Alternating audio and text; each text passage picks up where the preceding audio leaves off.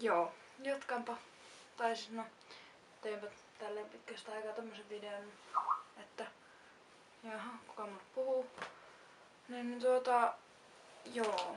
Elikkä mulla ei nyt tullut niitä mitään kysymyksiä, niin mä ajattelin tälleen pitkästä aikaa tehdä videon, kun ei oo kysymyksiä tullut, mutta jos niitä vaikka ruppeis tulemaan. Ja sit näin meidän vauva kisu. Niin, Juska ja huomioon Pepentu, kun oot ollut yksin kotona koko päivän melkein. Joo, niin mä ajattelin videon tehdä, kun ei on yksin näin kotona, niin on vähän tylsää. Ja tuo kaverikka tunnu tulevan tänne. Voi mulla puhuu. I see. Yes, asiaan. Niin tänään on ollut tosissaan yksin kotona, tai siis melkein koko päivän yksin kotona. Kävimme kaverin kanssa tuolla baarissa kahvilla ja pelaamassa bingoa, jee!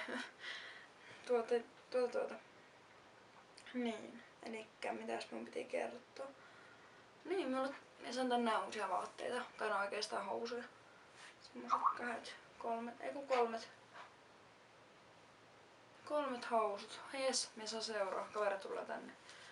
Niin, sain 3 housut ja niitä voin sitten esitellä vähän myöhemmin.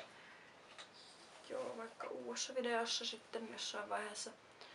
Niin tosiaan laittakaa hirveästi niitä kysymyksiä, mä haluan tehdä näitä videoita, kun en oo pitkään aikaan taas päässyt tekemään, niin olisi ihan kiva saada tehtyä uusia videoita. Kun viimeksi kuukausi sitten tein, niin ajattelin tälleen, kun vaikka ei oo tullut mitään kysymyksiä, niin ajattelin tehdä sitten.